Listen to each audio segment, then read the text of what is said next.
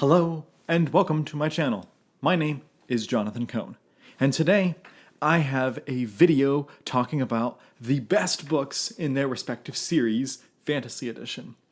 I recently did a video similar to this, talking about the worst books in their respective series, going through various different fantasy series that I've read a lot of books in, and talking about books that are obviously, to me, the worst books in their series, that talked about the ones that are just the obvious bottom of the half, which obviously happens when you have a lot of books in a series. You're going to have books that you don't like as much, which is totally fine. It's understandable. I'm doing the reverse. I'm talking about books that are the best, and for me are obviously the best. Now, there are a few series that I've read where I've only read like 2 books in the series, or only 1 book in the series. In those instances, I'm not including those series on this list because I really haven't read enough of them. Also, if there are times where the whole series is really close together, or I feel that the best book isn't noteworthy enough, then I might leave it out. So for instance, series like the Wake of the Dragon series and the Drizzt series and a few other series I'll talk about, I'm gonna not discuss because they're all really close together for me, or it's just too hard to pick. But these ones, I'm going to talk about 8 different series here. I have one that's a tie, but otherwise it's 8 different series that I'm talking about the best books in the series. So let's begin. The first one is the tie that I mentioned. And so if I had to ordinarily give an answer, it would be A Knight of the Seven Kingdoms from the A Song of Ice and Fire universe. This isn't actually one of like the numbered books in that series. It's just a collection of novellas that are strung together that are take place like 100 years before the main events of the A Song of Ice and Fire Game of Thrones series. I love this book. I think it's George Martin's best work. I think that if I had my way, I would just have him write a new novella every year and have that be that, because these novellas are brilliant. They are sweet. They have this air of more fairy tale than they are fantasy, and because of that they have this element of purity, this sweetness to them. These novellas follow the characters of Dunk and Egg. Dunk is the knight, and Egg is the little squire. And even in this novella collection, you actually have the pictures of them, which is actually really well done, in my opinion. And you're following them on their adventures. And in these 3 novellas, we get to see various points in their lives. But I wish we had more. If he had just like continued writing these and we had like 10, 15, 20 of these, we could see the lives of them as they changed, as Egg became not only a squire, but he became a knight in and of his own self. If Dunk ended up becoming a lord or doing something really noteworthy and marrying a famous lady or something, like there are endless opportunities that he could take this series. And sadly, he only wrote the 1 book so far, but hopefully we'll get more once he's done with the Song of Ice and Fire series. But I'm not going to necessarily count this by itself as the best book in the series because it's not part of the numbered Game of Thrones series or Song of Ice and Fire. So I'm going to include the one that I think is the best, which is, ironically, A Game of Thrones. I think that a lot of people put Storm of Swords as their favorite, and it's totally understandable. But all 3 of the books in the series have something that I really like, and all of them have things that I don't really like. I think that the main King's Landing plot threads of the 3rd book are fantastic. Same with the 2nd book, same with the 1st book. I think that the Night's Watch plotline is actually good in the 3rd book. I think it's pretty boring in the 2nd book, but I think it's okay in the 1st book. Then I have other moments where I really like in the 2nd book, I really like the stuff that's happening in Robb Stark's army, but I don't really care about Robb Stark's storyline in the 1st book. So there are different elements of each of them. But the 1st book has Ned Stark, and the 1st book has such a strong storyline that I really enjoyed it. I would say the 3rd book and the 5th book have a good Daenerys storyline, but I didn't care for that in the 1st book or 2nd book. But the 1st book, the mystery with Ned Stark of trying to figure out why did the Hand of the King die, and why is everyone out to get him. And Ned Stark also is the best character in the series because he's the only honorable character. Like, the only honorable character in this entire, yes, there might be a little minor character that's honorable, but he really is like one of the only honorable characters. And it's really sad to see what happens to him and his family. They go through the ringer in this series, and I think that this book perfectly encapsulates the mystery of the series. Obviously, this series has gratuitous and graphic scenes that are just too crazy, but it's every book in the series of the 5 has that. That's one of the reasons why A Knight of the Seven Kingdoms is, I think, a better book, because it doesn't have any of that stuff. But if you exclude that kind of gratuitousness, I think this book is the most entertaining and has overall the best plot threads. It's just weak in the Daenerys plot thread, but most of the books are weak in the Daenerys plot thread to me. So I really like this book. Can't spend too much on other series. So next, for the Lord of the Rings universe, I could have just picked a book from the Lord of the Rings trilogy, but I actually feel that they all are really close together in how good they are. So I picked what was my favorite in that universe, which was Beren and Luthien.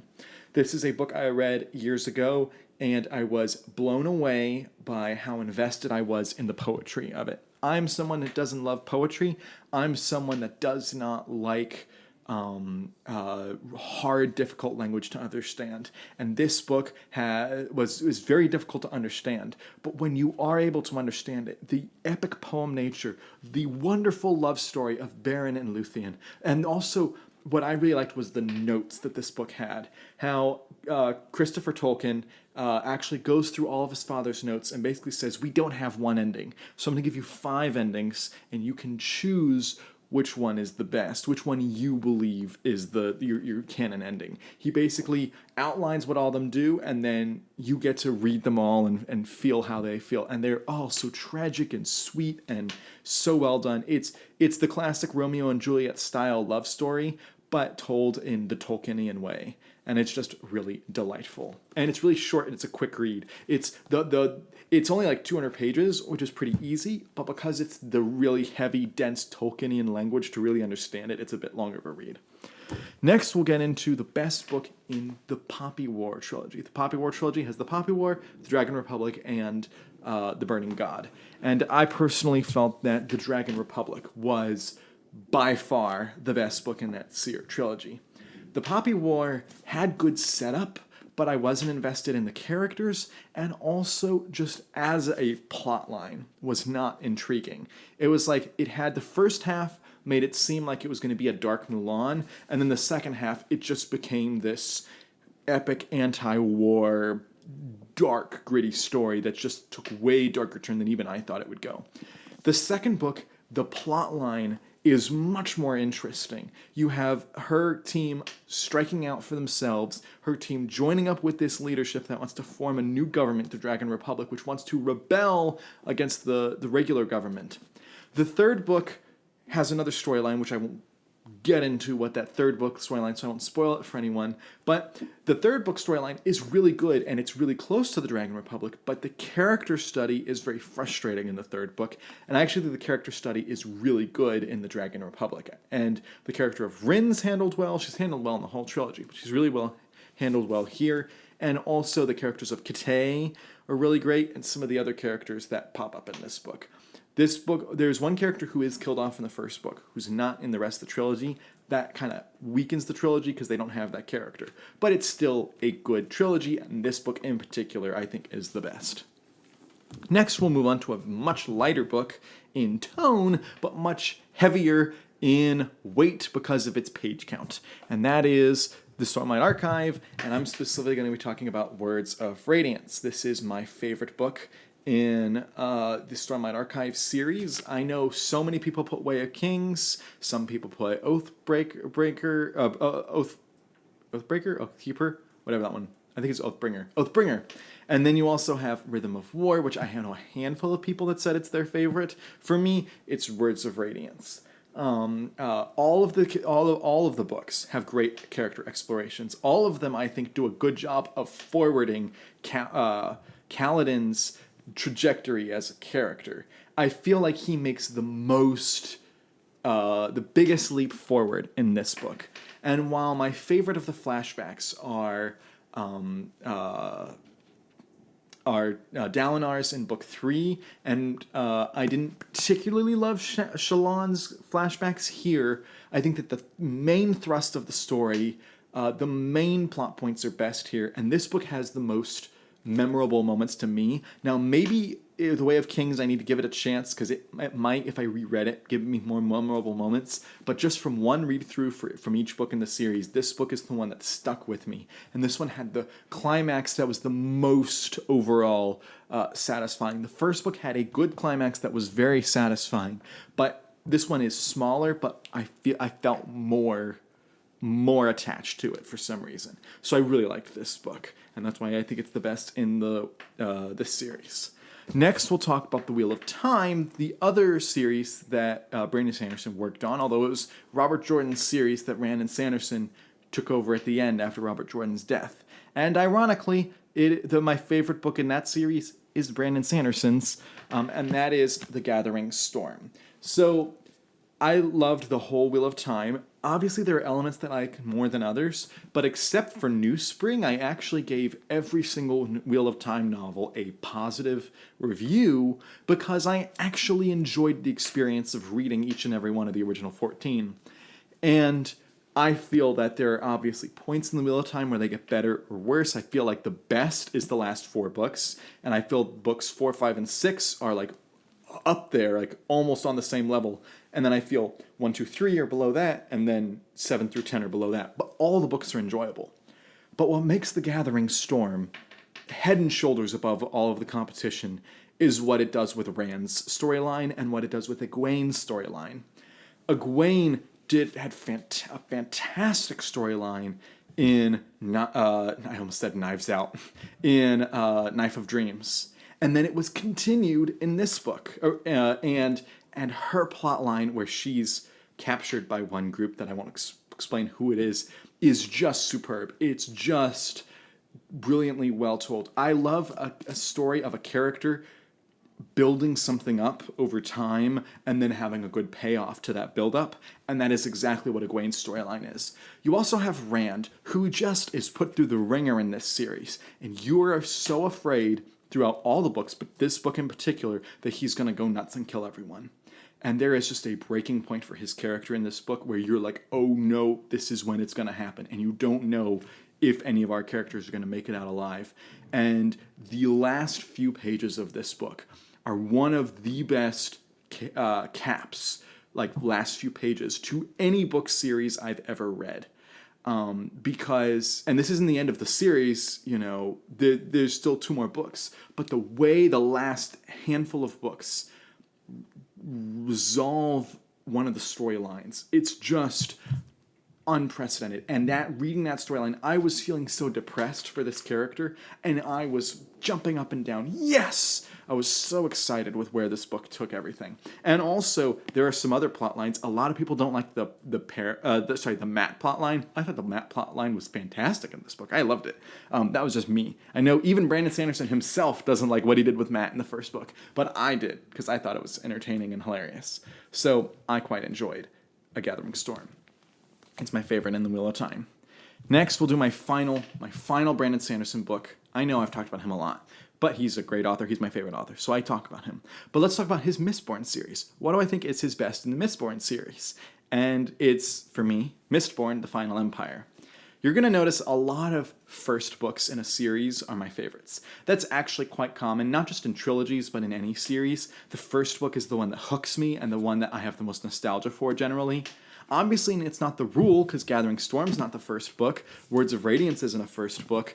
Dragon Republic isn't a first book. So it's not always the rule. But for me, I feel it is a general concept that I'm going to love the first book in a series. And this book, it sets everything up. It has its own payoffs. It's like a standalone book. But the way you have the relationship of Vin and Elend is just golden. And I, of course, love Kelsier. He's just not on a favorites list for me, but his storyline here is great. The whole group that they're in is great. The whole plot to overthrow the Lord Ruler is great. But the story of Vin and Elend is what made me want to not only finish this book, but read the whole trilogy. And the story of Vin and Elend in this book just made me so nervous for their storyline, and I was on the edge of my seat with bated breath. And then the way the book finishes, this is an example of, I had the book at 1 rating, and I read the last 2 pages, and it bumped it all the way up to a 10 out of 10. Just with 2 pages, because I was really loving the book. It was really high up there. And then all of a sudden, boom, he just nailed the last 2 pages. Again, this doesn't always with books. Sometimes it's like the whole overall experience of the book. Like Game of Thrones, it's the whole experience. I don't even remember what the last few pages of the Game of Thrones were. I remember the last few pages of this book because it's just brilliant. So that's why this is my favorite Mistborn book. But we're going away from Sanderson. I'm done with my Sanderson books. Let's talk about another author. Let's talk about Terry Brooks, who is one of the authors I've read the most of and read for the longest. And he, of course, wrote the big Shannara series. And for me, head and shoulders above all the other Shannara books is the Sword of Shannara. It's derivative. It's very much just the Lord of the Rings in easier formatting. But that's exactly what I wanted. Like, it's an example of the author delivering exactly what they promised and doing it well. So if you don't want a Lord of the Rings retelling, don't read this book, because that's what it is. But if you do want a Lord of the Rings retelling, you will not be disappointed, because this gives you exactly that.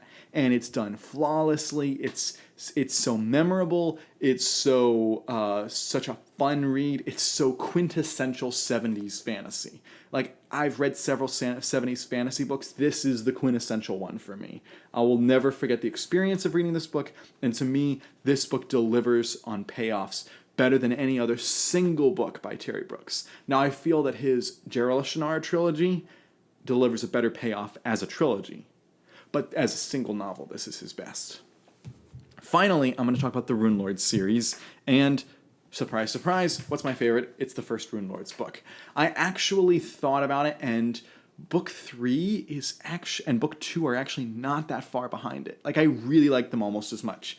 But book 1, The Runelords, just was absolutely brilliant from page 1. This is one of those few books that the first chapter hooked me, and I was just like, this is absolutely brilliant. And so I loved everything about this first book: the magic system, the world building, the characters, the themes, the style, the way the words are written. I normally do not care about writing styles. I don't think about the way that words flow on the page, the way that they are strung together. That's not normally my thing. I really don't care about that. I normally care about just dialogue and like stuff. Like, that's why I like those Patrick Rothfuss and flowery writers I usually avoid, or Tad Williams. Like, I might read them, but I don't seek them out generally because I don't care about flowery writing. But there's something about the writing in the Runelords that just makes me awe-inspired. And I just loved everything about the way this book unfolded in particular. And I loved the way the climax happens at the end. It's very much a good payoff. It still sets things up for the future books, but this book, it is a singular, like, sometimes the Wheel of Time books, it's like you couldn't tell one book from another because it's just like all one huge story. This one is a big, not self-contained, but pretty much it's a singular novel, tells one story arc from beginning to end. And you can understand everything that's happening, and then the next book starts another story arc. And so I thought this was a wonderful book, and it is a fantastic opening to the series, and I recommend it to everyone because it's just so well done. And David Farland was a terrific author. May he rest in peace. Lots of these authors are dead, sadly. Anyway, those are what I think are the best books in their respective series. I think that they do the best job of telling stories, and they're the reasons why I got hooked on these series. As I said, many of them are first books in the series, but I still love the other books generally. So if you have like what you think are the best books in your favorite series, let me know in the comments section. I'm sure I'm wrong about Wheel of Time for most people. I'm sure most people have different opinions. Same with the Stormlight Archive. Mistborn, I think the first book might be a lot of people's favorites, but I might be wrong on that too. Same with, I'm sure, the Song of Ice and Fire series and the Dragon Republic. But let me know what you think is your favorites of your favorite series down below in the comments section. And until next time, I'm Jonathan, and thank you for watching.